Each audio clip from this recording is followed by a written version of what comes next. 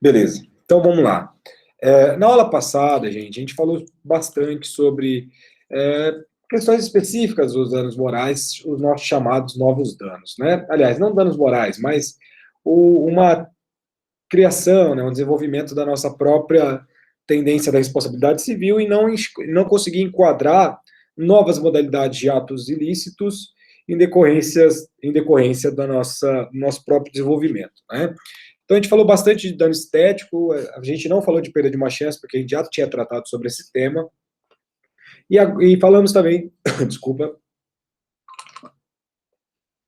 sobre danos morais coletivos, tá? E a gente parou na aula passada falando sobre danos morais coletivos, e agora a gente vai falar sobre danos morais ou danos sociais ou difusos, tá? A gente vai verificar qual que é a diferenciação dessas duas possibilidades e a gente vai trocando uma ideia, perfeito? Pois bem, para a gente falar de danos sociais ou difusos, a gente precisa visitar a Universidade de São Paulo e constatar lá dentro da Universidade de São Paulo um grande jurista, sobretudo aqui em relação ao nosso direito civil, que é o professor Antônio Junqueira de Azevedo, né? O professor Antônio Junqueira de Azevedo, ele tem uma obra maravilhosa sobre negócios jurídicos, enfim, mas aqui, na verdade, ele tenta, dentro de uma outra obra, que até mesmo o próprio título dessa obra é muito categórico, introduzir isso que se denomina de dano social, ou seja, uma nova modalidade em relação aos danos, tá?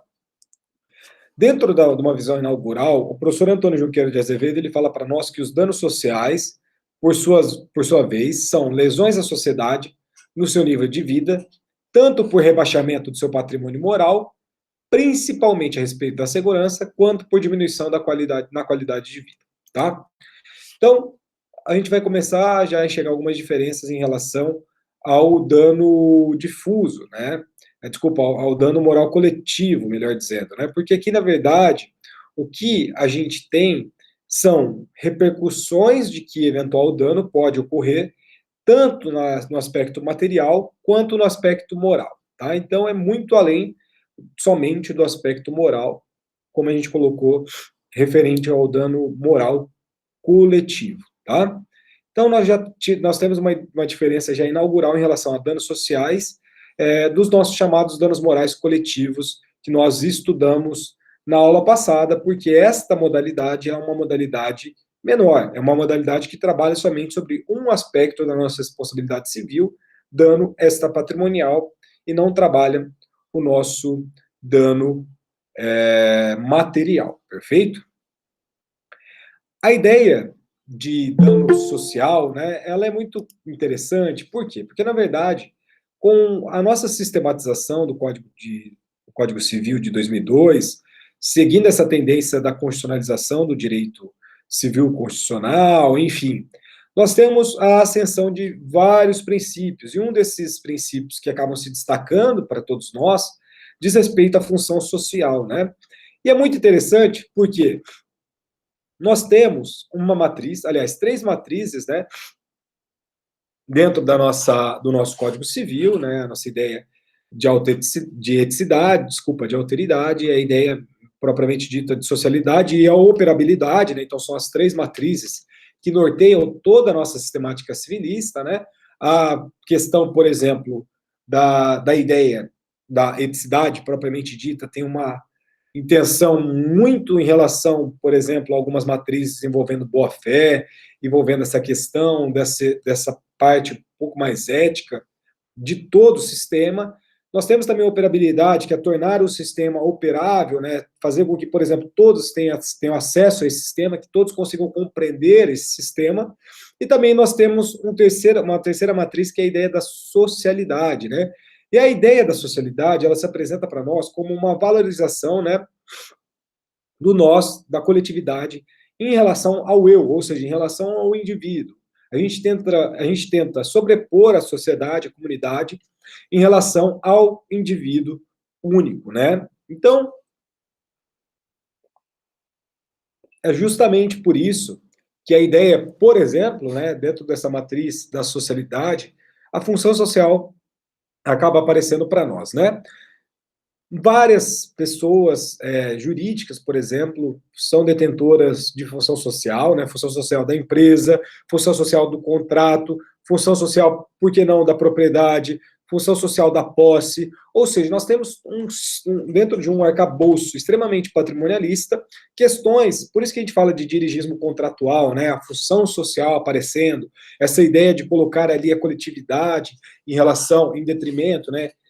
Esse indivíduo como um partícipe, não como o protagonista de todo esse sistema. Então, nós temos aqui algumas lições bem interessantes que acabam aparecendo para nós dentro dessa matriz. E aqui, para a nossa responsabilidade civil, também não vai ser diferente quando a gente falar de dano social, porque é exatamente no dano social que a gente vai buscar aquilo que nós chamamos de função social da responsabilidade civil. E essa função social da responsabilidade civil, ela tem que ser encarada como uma análise desse instituto, que é a responsabilidade civil, de acordo com o meio, né, com a sociedade, com esses participantes, né, deste arcabouço que nós estamos envolvidos, né? Então, nós precisamos objetivar indenizações em decorrência do próprio meio social que nós estamos, né? Então, é nítido que a nossa responsabilidade civil, como todo o sistema, ele não pode ser deslocado, ele não pode se separar, ele não pode se secularizar, quando comparado, por exemplo, com a questão da dignidade da pessoa humana. Aqui, então, não vai ser diferente. Nós estamos em atos ilícitos, né, no seio, né, no centro da responsabilidade civil, mas mesmo assim, como a gente tem a dignidade humana como valor fundamental, dentro de um valor axiológico, de um valor moral, etc., nós temos sim a ideia do que a gente pode denominar de função social da responsabilidade civil. Perfeito? E dentro disso, nós temos, lá no nosso artigo 1º da Constituição, em especial o inciso 3º, a ideia de uma cláusula geral da tutela dessa dignidade humana, né?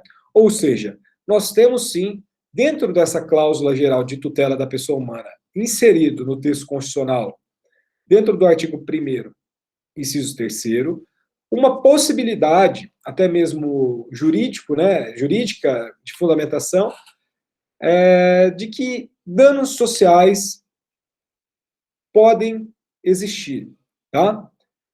Ou seja, quando nós olhamos o artigo 12 até o artigo 20 do nosso Código Civil, nós temos sim que esses dispositivos, né, que trabalham direitos da personalidade, trabalham várias questões, estão intimamente ligados à tutela da dignidade da pessoa humana. Perfeito?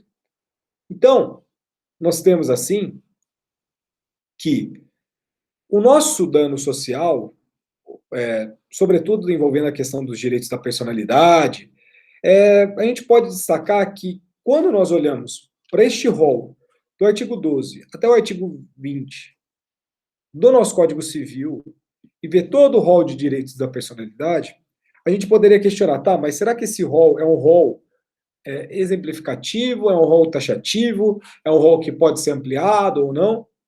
E, na verdade, sim. Este rol, ele é um rol que, na verdade, não é regulado de forma exaustiva pelo nosso Código Civil. Então, em decorrência dessa possibilidade da gente tutelar a dignidade da pessoa humana, inserida no artigo 1º, inciso 3º da Constituição Federal, fundamenta a possibilidade, sim, de a gente tutelar outras questões que não estão ali no arcabouço envolvendo o artigo 12 até o artigo 20º do nosso Código Material. Perfeito? Então, assim, nós temos, em relação a tudo isso, uma ideia de que essa ideia de dano social, que são difusos, né? Eles vão envolver direitos dessa natureza, em que as vítimas são indeterminadas ou indetermináveis, e aqui também é um ponto de muita diferença em relação aos nossos danos morais coletivos, porque lá nós temos sujeitos determináveis ou determinados, tá? Aqui é bem diferente, porque nós temos uma ideia de não individualização, mas também o nosso dano moral, desculpa, o nosso dano social, ele vai ter ligação muito próxima, né, em relação à tutela da dignidade humana dentro do direito privado. Então, é nítido que, por exemplo, a gente vai buscar a coibição de comportamentos exemplares negativos, né? Então, assim, tudo aquilo que a gente não espera e que a gente não busca como participantes de um Estado democrático de direito, em sede de responsabilidade civil, é nítido que, por exemplo, a gente não pode permitir, vamos supor assim, entre exemplos mais simples, né, que são exemplos mais descartáveis, uma pessoa que, por exemplo, descarta um lixo de forma irregular, joga um papel no chão, os passageiros que, por exemplo, não estabelece as regulamentações da aviação, né, deixa o seu celular ligado durante, e atende celular durante um voo, né, essa pessoa que fuma, por exemplo, próximo de um posto de combustível, uma empresa, mas, na verdade, esses danos, né, são danos simples. Mas esses danos eles podem ser ampliados. Vamos imaginar as inundações que acabam acontecendo numa cidade, questão que acaba envolvendo acidente aéreo de proporções gigantescas. Enfim, a ideia da ausência de tutela em relação a eventuais passageiros que sofreram overbooking e não tem ali o que lanchar, onde descansar, onde almoçar, enfim. O posto de combustível que explode, né, que é uma questão um pouco mais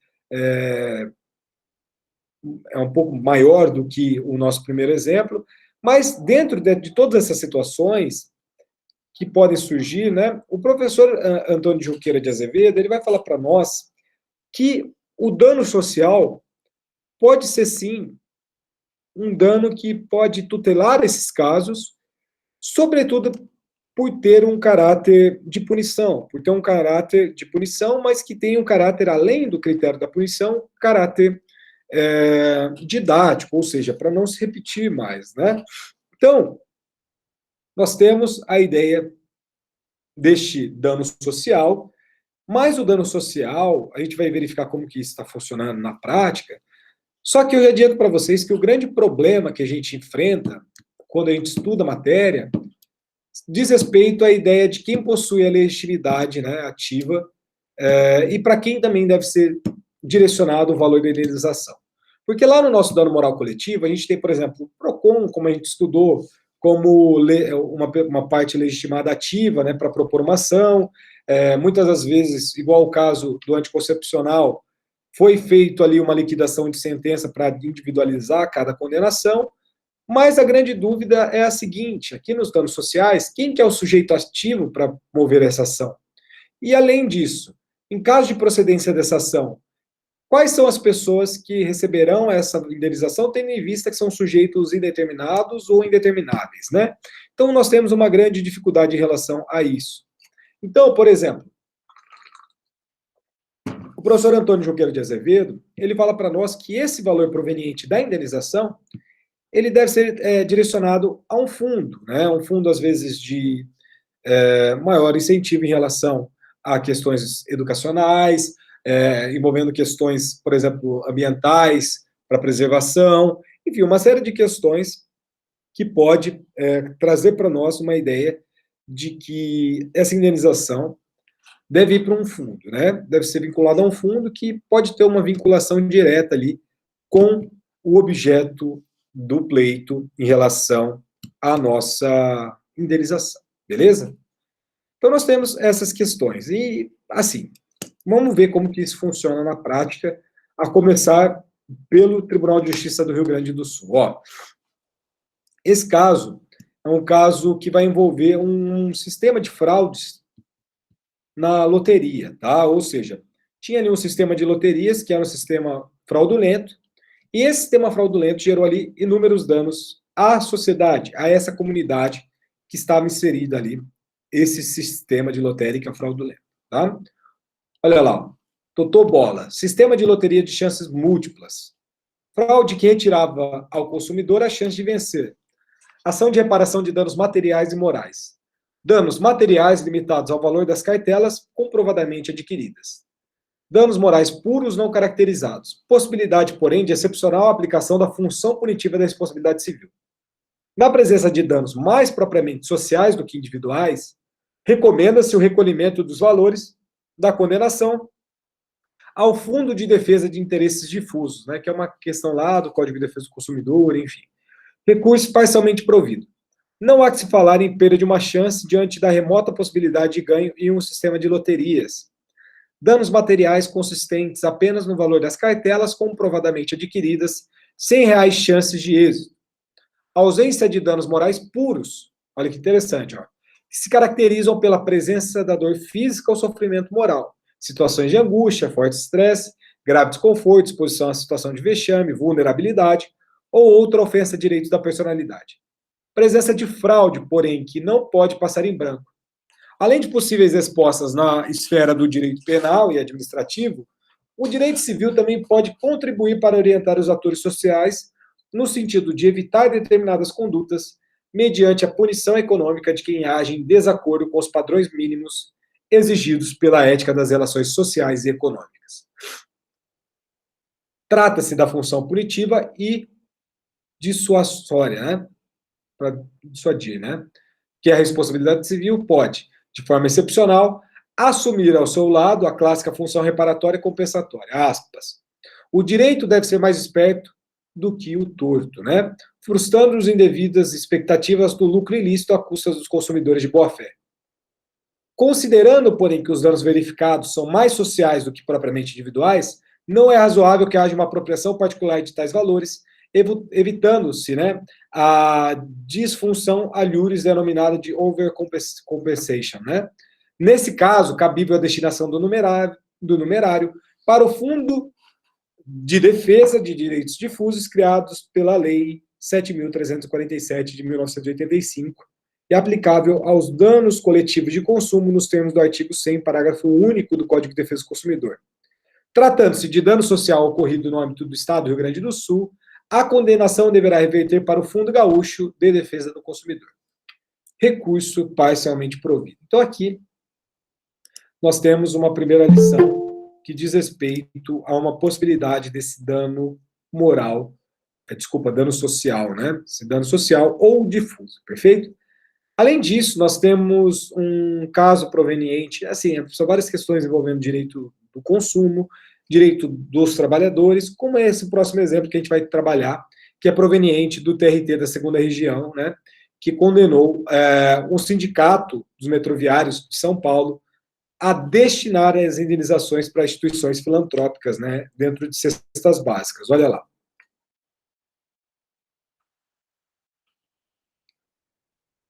A gente passa por uma situação parecida aqui em Londrina em relação a isso, né? Ó, greve, metroviários. E se tratando de serviço público de natureza essencial, como é o de transporte, a paralisação como forma de pressão atinge não só o empregador, mas a coletividade como um todo, produzindo efeitos na rotina das relações sociais, ameaçando a segurança e o bem-estar comum e atingindo principalmente o trabalhador que necessita do transporte público para chegar ao seu local de trabalho. Único meio de sua sobrevivência. Não observância da obrigação legal, tanto de empregados quanto de empregadores, e dos sindicatos de garantirem o atendimento das necessidades inadiáveis durante todo o movimento.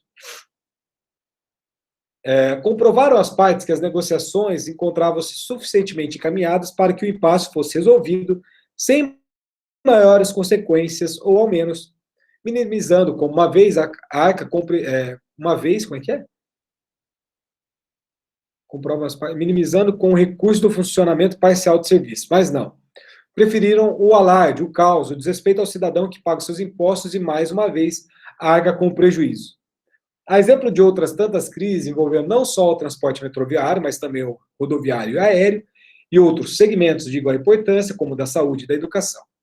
Desta forma, impõe-se concluir pelo manifesto transtorno gerado pela greve, causando danos moral e material à coletividade, ou seja, não caberia somente a ideia de dano moral coletivo, né, dano moral e material à coletividade, configurando a abusividade do movimento e impondo a responsabilização solidária dos suscitados ante a não observância das disposições legais referidas.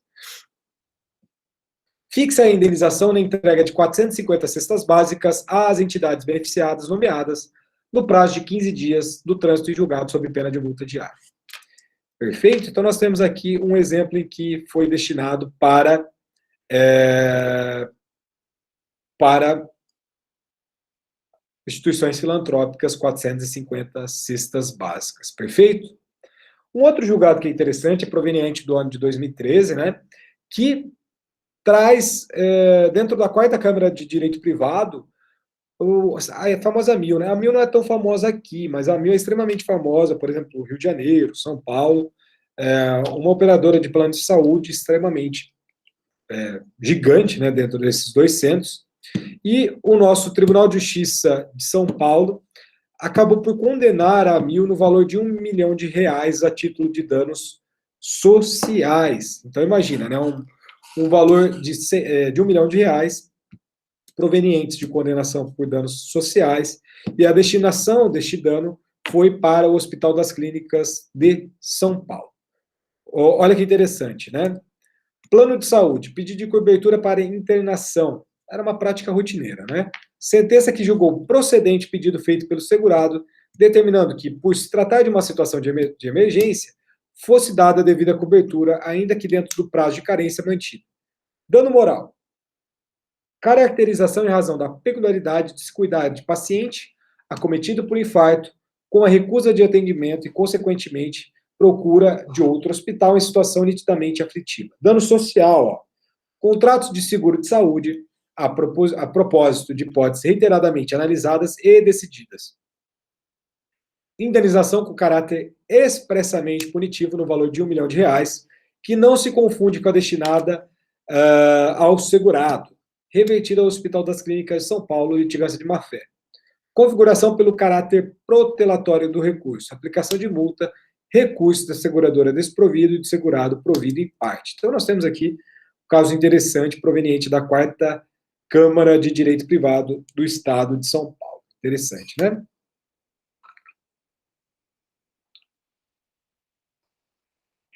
E é muito interessante também que esse caso, ele fixou em R$ 50 mil o dano moral individual para esse segurado que não foi acolhido por este plano de saúde. Então, houve o dano individual, moral individual, em R$ 50 mil, mas houve também o dano moral coletivo no valor de R$ 1 milhão a ser destinado ali para o nosso Hospital das Clínicas, né, do Estado de São Paulo. São várias questões interessantes em relação a isso. Vou avançar aqui mais em alguns outros julgados, porque nós temos, de fato, né, várias condenações, são condenações gigantescas, tem condenações de 14 milhões de reais, que foi feito pelo Tribunal de Justiça do Distrito Federal, depois foi diminuído, melhor dizendo, né, para R$ 500 mil, ou seja, tinha 14 milhões de reais condenados em primeiro grau, daí depois, 14 milhões de reais no Tribunal de Justiça do Distrito Federal, e o STJ ele diminuiu esta condenação para o valor de R$ 500 mil. Então, passou de 14 milhões para R$ 500 mil, e existem alguns pontos, né, porque é nítido que a fundamentação para uma condenação de 14 milhões de reais tem que ser bem colocada, né? Mas, enfim, além disso, eu queria destacar para vocês um caso interessante, né? Que trata, na verdade, em relação a um programa de televisão. José, quer falar? Ou foi sem querer? Não, perdão, desculpa, professor, apertei sem querer aqui, foi mal. Nós temos um outro caso mais interessante que eu queria comentar com vocês, de uma condenação da nossa chamada TV de Rádio Comércio, né? Que é uma televisão lá de Pernambuco. E essa... É Pernambuco? Pernambuco. E dentro dessa televisão tinha um programa lá que chamava Bronca Pesada. A ideia do Bronca Pesada é um programa sensacionalista, né? Como praxe aí, e nós tínhamos a chamada, dentro desse programa, um quadro chamado Investigação de Paternidade. Meio ratinho, sabe? Em que, na verdade, várias questões, sobretudo de crianças e adolescentes, eram expostas, né? Várias situações de crianças e adolescentes que eram expostas por este programa. Pois bem, então, nós, dentro desse voto proferido pelo Superior Tribunal de Justiça, é um julgado do ano de 2017, enfim, foi publicado em 2018, a ideia do que se denominou de bullying coletivo. Olha que interessante, ó. Recurso especial, ação civil pública. Dignidade de crianças e adolescentes ofendida por quadro de programa televisivo. Dano moral coletivo, existência. O dano moral coletivo é aferível em re ipsa, ou seja, sua configuração decorre da mera constatação da prática de conduta ilícita que, de maneira injusta e intolerável, viole direitos de conteúdo extrapatrimonial da coletividade, revelando-se despicienda a demonstração de prejuízos concretos ou de efetivo abalo moral. Precedentes. Na espécie, a emissora de televisão exibia programa vespertino chamado Bronca Pesada, no qual havia um quadro que expunha a vida e a intimidade de crianças e adolescentes, cuja origem biológica era objeto de investigação, tendo sido cunhada, né, inclusive a expressão pejorativa para designar tais hipervulnerabilidades, ou tais hipervulneráveis, né? A análise da configuração do dano moral coletivo na espécie não reside na identificação de seus telespectadores, mas sim nos prejuízos causados a toda a sociedade em virtude da vulnerabilização de crianças e adolescentes, notadamente daqueles que tiveram sua origem biológica devassada e tratada de forma jacosa, de modo a potencialmente torná-los alvo de humilhações e chacotas pontuais ou ainda da execrável violência conhecida como por bullying, né? Como de saber-se, o artigo 227 da Constituição da República de 1988 impõe a todos, família, sociedade e Estado, o dever de assegurar às crianças e aos adolescentes, com absoluta prioridade, o direito à dignidade e ao respeito, e de lhes colocar a salvo de toda forma de discriminação, violência, crueldade ou opressão. No mesmo sentido, os artigos 17 e 18 do Estatuto da Criança e do Adolescente consagram a inviolabilidade da integridade física, psíquica e moral das crianças e dos adolescentes, inibindo qualquer tratamento vexatório ou constrangedor, entre outros. Nessa perspectiva, a conduta da emissora de televisão, ao exibir quadros que potencialmente poderia criar situações discriminatórias, vexatórias, humilhantes às crianças e aos adolescentes, traduz flagrante dissonância com a proteção universalmente conferida às pessoas em franco desenvolvimento físico, mental, moral, espiritual e social, de onde se extrai a evidente intolerabilidade da lesão ao direito transindividual da coletividade. Essa parte que é interessante. Direito transindividual da coletividade. Configurando-se, portanto, hipótese de dano moral coletivo indenizável, razão pela qual não merece reforma o acordo recorrido. Quantum indenizatório arbitrado em R$50 mil.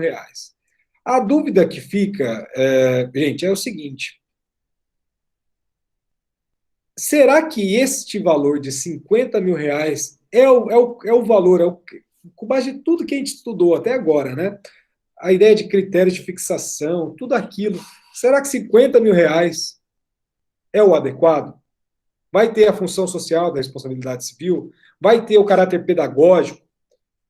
Vai ter, às vezes, o caráter punitivo? O caráter ali de ensino, enfim, ou não? Porque, nesse caso específico, do Bronca Pesada aí, né? O TJ de Pernambuco tinha fixado o valor da condenação em R$1 milhão. Então, nós temos dois casos, dois precedentes que o STJ diminuiu consideravelmente as condenações provenientes dos tribunais de justiça de cada estado. Citei o caso do Distrito Federal, cito agora o estado de Pernambuco, mas parece-me que, imagina, né? R$50 mil. A gente vê tanta condenação para dano moral individual que às vezes extrapola este montante. E acaso, eu não estou querendo, justificar com base nisso, mas parece-me que a gente deveria dar uma seriedade muito maior em relação a essas condenações, sobretudo porque nós estamos lidando com uma matriz da nossa sistemática civilista, que é a socialidade. E diante da socialidade, a gente precisa desenvolver, porque nós temos ainda uma cultura muito enraizada nessa ideia de litígio interpartes, eu movendo uma ação contra o José, José movendo uma ação contra a Bruna, enfim. Esse litígio, assim, sabe, que acaba envolvendo essas duas partes, polo ativo, polo passivo, e esses polos são pessoas físicas, pessoas jurídicas, enfim. A grande questão é que a nossa sociedade evoluiu. A gente tem um Código de Defesa do Consumidor que é um sistema muito interessante, uma legislação estudada, uma legislação muito, revolucionária dentro de inúmeros aspectos. Em 1990, no governo Collor, nós tivemos a promulgação, a positivação de duas leis, que são leis que o mundo inteiro estuda, que é o nosso Código de Defesa do Direito do Consumidor, né? E a segunda é o Estatuto da Criança e do Adolescente. São duas leis que, quando vocês estudarem ou quando vocês estudam, vocês vão se deparar ali com inúmeras questões e vocês vão olhar e vão falar, nossa, será que veio daqui mesmo, né? Porque, de fato, são legislações maravilhosas, são legislações que trabalham vários aspectos, trabalham questões, por exemplo, direito difuso, a gente vai ver a questão, por exemplo, de direitos individuais homogêneos, enfim, tudo isso dentro da sistemática do Código de Defesa do Consumidor. O Estatuto da Criança e do Adolescente é uma lei muito, mas muito séria, uma lei muito interessante, é uma lei que foi se aprimorando durante o passar do tempo, mas é uma lei muito, muito, muito séria. Coloca inúmeros parâmetros para nós. Então, parece que a gente começa a evoluir dentro dessa ideia da função social da responsabilidade civil, como em todo o nosso direito civil. Porque, de fato, não necessariamente a gente vai ter aquela ideia bonitinha do direito subjetivo, porque aqui, imagina, como que a gente vai falar, às vezes, da individualização de um direito subjetivo quando a gente está em sujeitos indeterminados? Não encaixaria a ideia daquela ultrapassada teoria da subsunção, né? Que vai pegar lá o que está no tipo, o que está na lei, vai ver o caso em concreto e pronto, construiu, olha que bonito. Mas às vezes não vai estar, novamente. O professor Gustavo Tepedino, que sustenta isso, o artigo 12 até o artigo 20 é um rol que está lá, mas não é um rol que se fecha, porque nós temos uma lei que é uma lei maior, que é a nossa Constituição Federal, e que dentro do inciso 3º do artigo 1º, nós temos a dignidade da pessoa humana basilando todo o nosso sistema. E, em decorrência disso, a gente não pode fechar caso esses direitos humanos sejam feridos, né, dentro de um caráter expansivo, de um caráter extenso, de um caráter ampliado, de um caráter de uma sociedade em que você não consegue individualizar quais são os indivíduos afetados por essa conduta. Então, dentro de tudo isso que eu estou querendo dizer, eu continuo me questionando e fica aí uma reflexão para vocês. Será que o valor dessas condenações envolvendo danos sociais ou danos difusos, que acabam englobando danos morais e também danos materiais, estão sendo analisados de forma suficiente na quantificação perante o Superior Tribunal de Justiça ou não? E aí que fica a dúvida, né? E aí que fica a dúvida.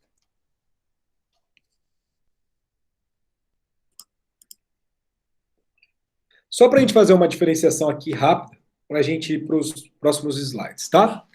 Então, qual que é a diferença daquilo que a gente estudou na aula passada, que é o nosso chamado danos morais coletivos, para estes danos que nós estamos estudando dentro desta aula de hoje, que são os danos sociais ou difusos. Lá nós tínhamos que os danos morais, né, primeiro, são danos morais, são danos extrapatrimoniais e ponto. Danos sociais ou difusos, não, é muito além disso. Acaba englobando tanto a ideia de dano extrapatrimonial moral, mas também danos materiais. Primeira diferenciação na própria nomenclatura. Os danos morais coletivos, eles possuem um elemento de atingir vários direitos da personalidade, não só um, ou seja, atinge uma série de direitos da personalidade. Basta vocês lembrarem dos casos que nós trabalhamos na aula passada. Já que para nós, dentro da lição do professor Antônio Junqueira de Azevedo, a ideia de direito dos danos sociais ou difusos causam um rebaixamento no nível da vida da coletividade, ou seja, acaba afetando no próprio desenvolvimento da sociedade. Vamos imaginar qual o benefício que um programa que foi condenado em 50 mil reais pelo Superior Tribunal de Justiça, porque promovia um bullying coletivo, traz para a sociedade. Nenhum benefício. Tá? Então, na verdade, não só traz nenhum benefício, mas também acaba rebaixando o nível da nossa própria coletividade. Os danos morais coletivos, eles são de direitos individuais homogêneos ou coletivos em sentido estrito, ou seja, são vítimas determinadas ou vítimas determináveis, perfeito? Já que para nós os danos sociais ou difusos são direitos difusos, portanto são vítimas indeterminadas, ou seja, toda a sociedade é vítima dessa conduta, deste ato ilícito feito por este responsável, tá? Os danos morais coletivos, eles possuem uma individualização da indenização para as próprias vítimas, seja em sede de liquidação de sentença, seja em sede, geralmente é liquidação de sentença, tá? Já que para nós os danos sociais ou difusos, não. É uma indenização destinada para um fundo de proteção ou para uma instituição de caridade, como eu dei o exemplo para vocês, o Hospital das Clínicas de São Paulo, como eu dei de exemplo para vocês a ideia das 450 cestas básicas, enfim, ou vai para o fundo, ou vai, o caso, por exemplo, do Tribunal do Rio Grande do Sul, que foi o primeiro caso que a gente analisou, foi para o fundo, né, especificamente para o Fundo de Proteção ao Direito do Consumidor do Rio Grande do Sul, mas aqui nós temos a destinação da indenização para um fundo, perfeito? E não para as próprias vítimas. Mas uma coisa não exclui a outra, lembrando isso, tá? Por exemplo, o caso da Mil, nós tivemos a condenação em danos sociais, mas nós também tivemos a condenação de dano moral individual. Não era coletivo na espécie, mas era dano moral individual, perfeito? É isso. Alguma dúvida?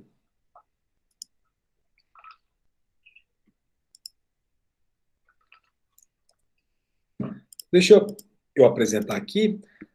Agora, gente, para a gente, assim, praticamente finalizar essa parte, são questões um pouco mais, novamente, específicas. A gente vai falar de prestação e decadência, falar de correção monetária, falar de juros, são aspectos importantes, sobretudo para quem vai fazer direito civil na segunda fase da OAB. Mas, vamos lá. A gente vai falar agora, de forma específica, de algumas coisas, muito além do artigo 944, que a gente já estudou, 945 do nosso Código Civil, mas os outros dispositivos que acabam aparecendo ali para nós, dentro do capítulo 2º do título 9º da indenização, que está lá no nosso Código Civil. Ou seja, a gente vai estudar alguns artigos aqui, de forma bem breve, bem direta. Se vocês olharem os slides que eu encaminhei para vocês, deixa eu ver se eu encaminhei o slide certo.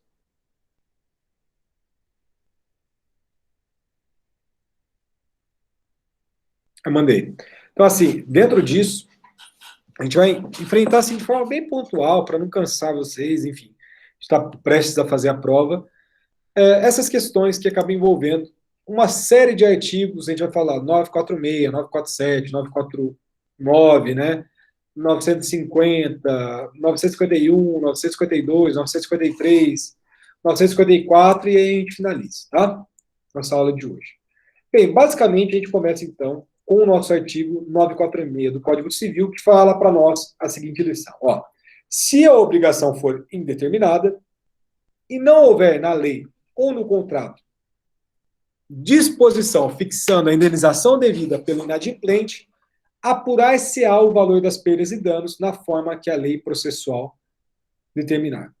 Gente, aqui é um ponto muito interessante, porque eu falei isso para vocês, não sei se vocês lembram, mas a gente pega um dispositivo que vai levar a gente a aplicar algo do inadimplemento, ou seja, daquela responsabilidade civil que está vinculada ao contrato, e não necessariamente uma responsabilidade civil extracontratual. A gente está na ideia da responsabilidade civil extracontratual, utilizando perdas e danos, que é uma regra lá da responsabilidade civil contratual.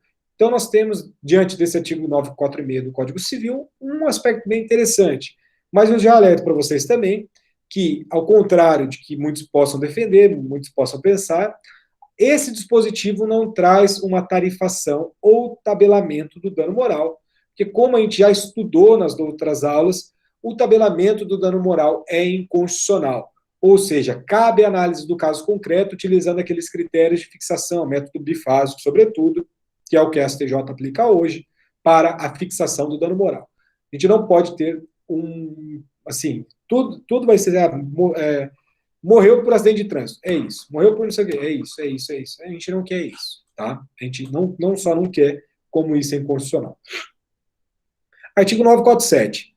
Que, se o vendedor não puder cumprir a prestação na espécie ajustada, haverá substituição pelo seu valor em moeda corrente, tá? Isso daqui é muito interessante, porque nós temos a ideia de danos imateriais, sobretudo danos materiais in natura, que você não consegue o regresso ao status quo, né, antes, geralmente. Diferente, por exemplo, do dano material, que vamos supor, uma reparação, um conceito, um martelinho de ouro, vai resolver aquela ideia. Aqui não. Aqui, na verdade, nós temos a possibilidade da fixação de uma indenização e uma moeda nacional corrente de acordo com um princípio que chama do nominalismo, tá? Que é aplicável tanto no direito das obrigações, como vocês já estudaram, como aqui também. Então, é muito comum, a gente já falou sobre isso também, a fixação dos danos morais em relação a salários mínimos, né? Além disso, nós temos o artigo 949, que fala para nós que, havendo lesão ou outra ofensa à saúde, o agressor indenizará o ofendido das despesas do tratamento e dos lucros cessantes até o fim da convalescência, além de outro prejuízo que o ofendido provar ter sofrido. Então, nós temos aqui uma cumulação em relação à indenização, né? Ou seja, lesão ou ofensa à saúde, o agressor terá que indenizar o ofendido das despesas do tratamento e dos lucros cessantes até o fim dessa questão que está impossibilitando ele de voltar ao trabalho. Tá? Então, lucro cessante, sempre é bom relembrar, é um aspecto envolvendo dano material que traz para nós a ideia de um lucro que você iria obter dentro de uma ideia do razoável, tá? Ou seja, não é algo que pode extrapolar aquilo que poderia acontecer, mas é algo que se imaginava, ou seja, algo que tem uma ideia de previsibilidade, entre aspas, perfeito? Além disso, né, outro prejuízo, além do dano moral, como a gente estudou na aula passada, dano estético na regra da súmula 387 do Superior Tribunal de Justiça, que traz para nós a lição que dano estético e dano moral são cumuláveis, tá? Você não precisa excluir um para pleitear o outro.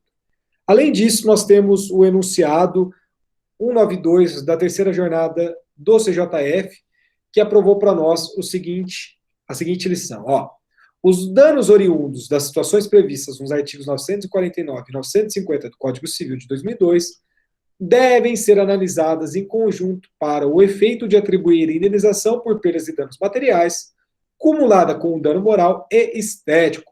Então, um acidente de trânsito que gera ali um afastamento dessa pessoa do seu trabalho, a gente vai falar, pode compensar o que essa pessoa recebeu pelo seguro, por exemplo, auxílio-doença, com essa indenização, que é uma pensão, né, uma indenização civil, que essa pessoa ficou afastada, a gente vai estudar isso um pouco mais para frente, mas o que esse enunciado fala para nós é o seguinte: perdas e danos materiais, né, ou seja, pode ser dano emergente, pode ser lucro cessante, cumulada com dano moral, cumulado também com dano estético. Pelo artigo 950, nós temos a seguinte lição, que se da ofensa resultar defeito pelo qual o ofendido não possa exercer o seu ofício ou profissão, ou se lhe diminuir a capacidade de trabalho, a indenização, além das despesas de tratamento que a gente já comentou e dos lucros cessantes até o fim dessa convalescência, né, incluirá uma pensão correspondente à importância do trabalho para o qual se inabilitou ou da depreciação por ele sofrida, né? Aqui nós temos, na verdade, uma indenização muito tradicional que chama indenização pela perda da capacidade laborativa, tá? Então, existe uma fixação do quanto que essa pessoa ali recebia decorrente do próprio trabalho, e aí ela teve que ser posicionada em um outro setor, às vezes ela perde um emprego, algo nesse sentido, e essa indenização ela pode ser pleiteada, então, perante esta pessoa que o prejudicou, e você pode provar todos esses prejuízos, e esse ônus, é claro, que cabe ao autor dessa ação reparatória. A gente tem o enunciado 48, também do CJF, que fala para nós que o parágrafo único do artigo 950 do Código Civil institui um direito potestativo do lesado para exigir pagamento da indenização de uma só vez, mediante arbitramento do valor pelo juiz, atendido aos dispostos nos artigos 944 e 945, e a possibilidade econômica do ofensor. E, além disso, a gente soma por mais um enunciado, que é o 381, que fala para nós que o lesado pode exigir que a indenização sobre a forma de pensionamento seja arbitrada e paga de uma só vez, salvo impossibilidade econômica do devedor, caso em que o juiz poderá fixar em outra forma de pagamento, atendendo à condição financeira do ofensor e aos benefícios resultantes do pagamento antecipado. Ou seja, pode sim vir uma condenação em decorrência de um afastamento de um trabalho, de uma perda da capacidade laborativa, de uma só vez, tá? Mas a gente tem que levar em consideração se existe de fato essa possibilidade do ofensor pagar este pensionamento. A gente sabe que é muito difícil, porque essas condenações tendem a vir num valor considerável, mas vamos imaginar que, por um exemplo, essa ação tem como chamamento, né, o feito de uma grande seguradora, e essa grande seguradora promovia ali uma indenização, enfim, um prêmio, uma indenização, melhor dizendo, né, de um valor bem considerável. Você pode pleitear, você, pessoa do ofendido, né, pode pleitear que seja pago de uma só vez esta condenação. Perfeito? Olha lá, ó, de qualquer modo, apesar deste forte entendimento doutrinário, no sentido de que a indenização pode ser pleiteada de uma só vez ou de forma sucessiva pela vítima, existe uma tendência no sentido contrário do Superior Tribunal de Justiça. Ó, olha esse informativo 561, fala para nós.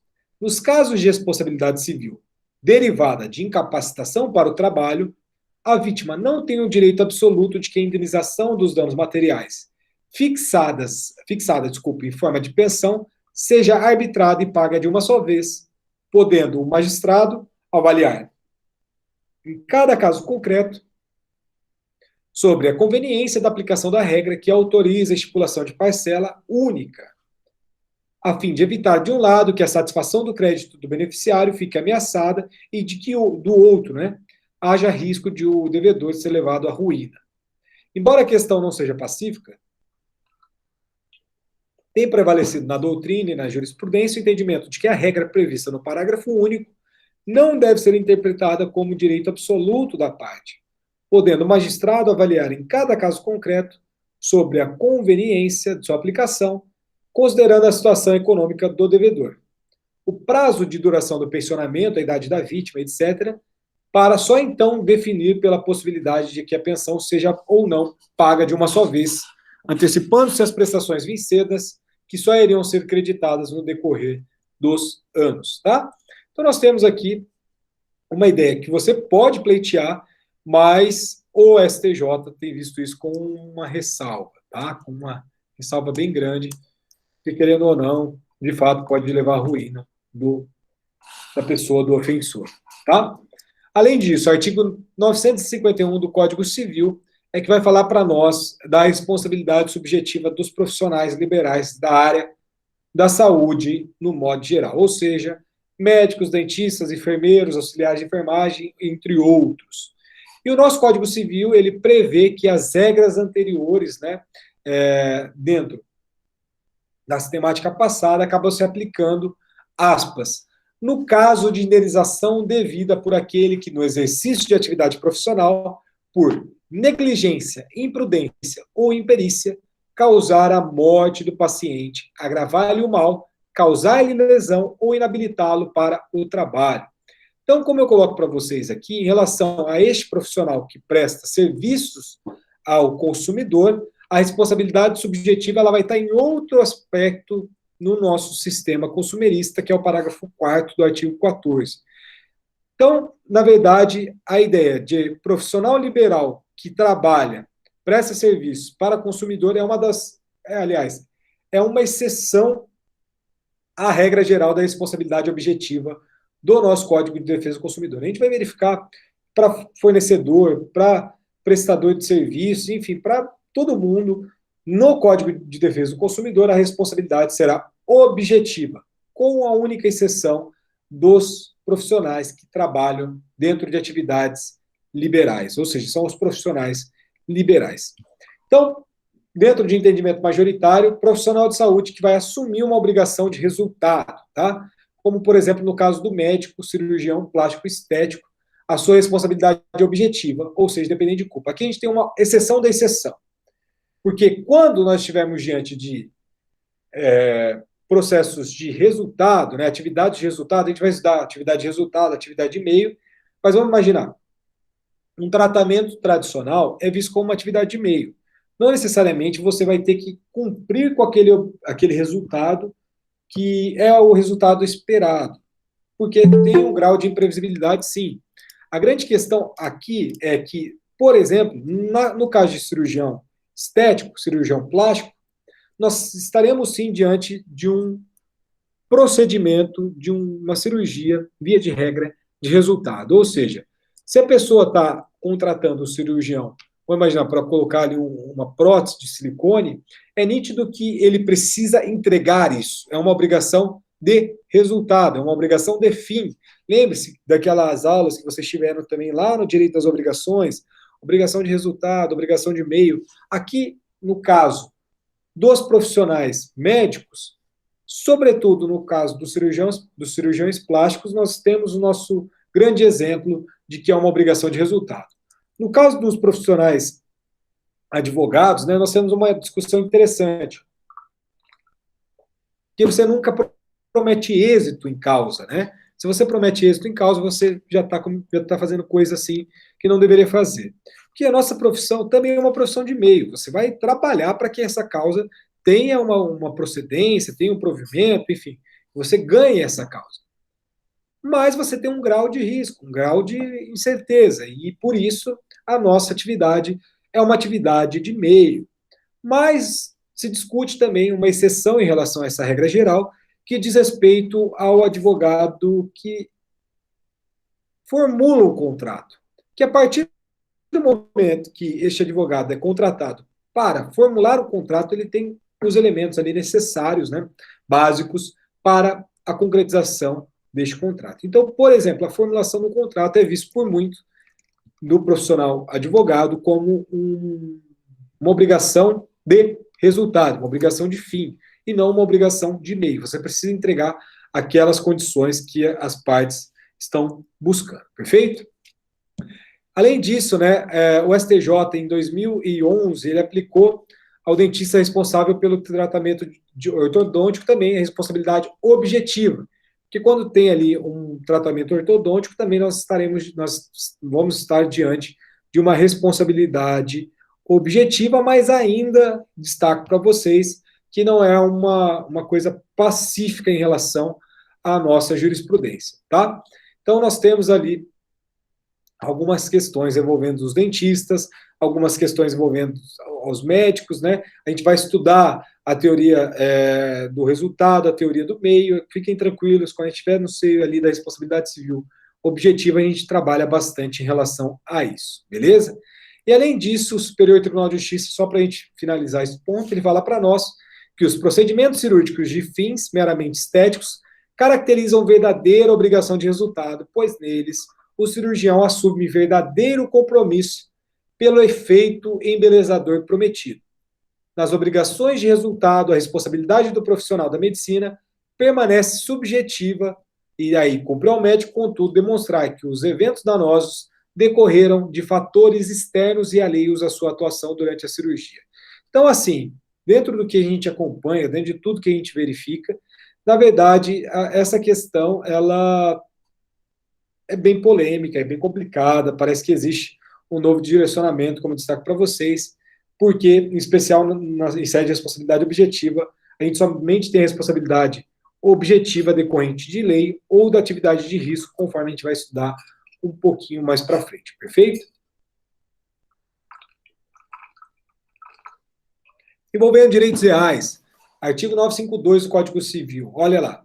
Havendo usurpação ou esbulho de coisa alheia, além da sua restituição, a indenização consistirá em pagar o valor das suas deteriorações e o que for devido a título de lucros cessantes.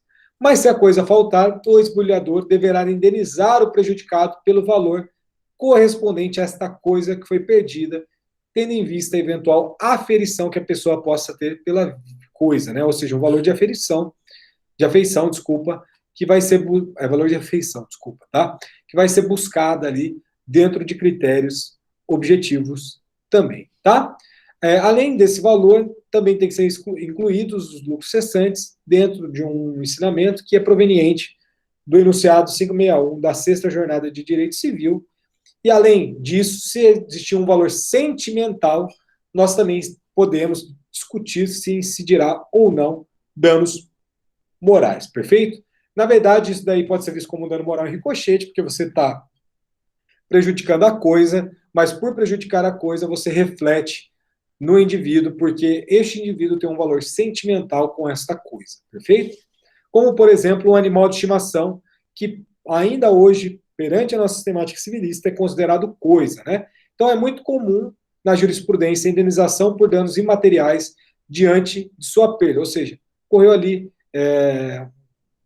um ato ilícito envolvendo a morte de um animal que, muito além da questão material, que pode existir, sim, a gente tem animais extremamente caros, etc., mas pode ser também ali um animal, vamos supor, um vira-lata, que você tem um elemento subjetivo muito grande em relação a ele, e este elemento subjetivo pode, sim, fundamentar um pedido de dano moral em caso de ato ilícito envolvendo este animal.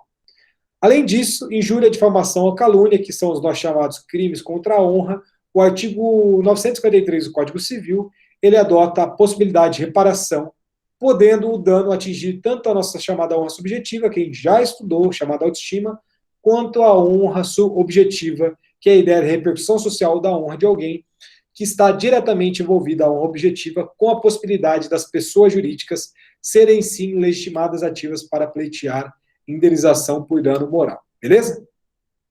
Além disso, parágrafo único desse artigo 953 fala para nós que, caso o ofendido não possa provar o prejuízo material, vai caber ao juiz, dentro de critérios executativos, condenar e fixar o valor da indenização na conformidade das circunstâncias do caso em concreto, tá? Tem uma inconstitucionalidade que está sendo discutida lá no nosso chamado projeto de lei Ricardo Fius, enfim, mas isso é só para comentar também. Porque não pode existir dúvida sobre a plena acumulação em relação a danos materiais e morais dentro do que a gente já tem na súmula 37 do Superior Tribunal de Justiça. Em relação à liberdade pessoal, né, e a ofensa em relação à liberdade pessoal, a indenização vai se constituir ali em relação ao pagamento das perdas e danos que sobrevierem ao ofendido. Mas, se não existir ali a possibilidade de se provar o juízo, a gente tem a aplicação do parágrafo único do artigo 953, tá? Cabendo a alegação de inconstitucionalidade que eu já mencionei para vocês. Em relação a esse 954, tem um parágrafo único que fala para nós que devem ser considerados atos ofensivos da liberdade pessoal, o cárcere privado, a prisão por queixa ou denúncia falsa e de má-fé e a prisão ilegal, perfeito? Então, aqui nós temos que a jurisprudência tem sido muito implacável na condenação de agentes do próprio Estado em situações de prisão ilegal. Nós temos inúmeros casos envolvendo isso. O projeto de lei do Ricardo Fiuza, né, foi elaborado também uma proposta de modificação deste artigo 954 para colocar no seguinte sentido, ó. No caput do 954, vai deixar ali de condicionar a reparabilidade do dano à existência do dano material, como faz o caput a referir-se, né, ao parágrafo único do artigo antecedente, que é o 953, e além disso faz uma alteração no parágrafo único para deixar claro que o rol constante deste tem caráter meramente exemplificativo e não taxativo. Perfeito, gente? Então a gente finaliza a nossa matéria da aula, nossa prova, né? A gente tem uma matéria extremamente gigantesca, né? Eu sei disso.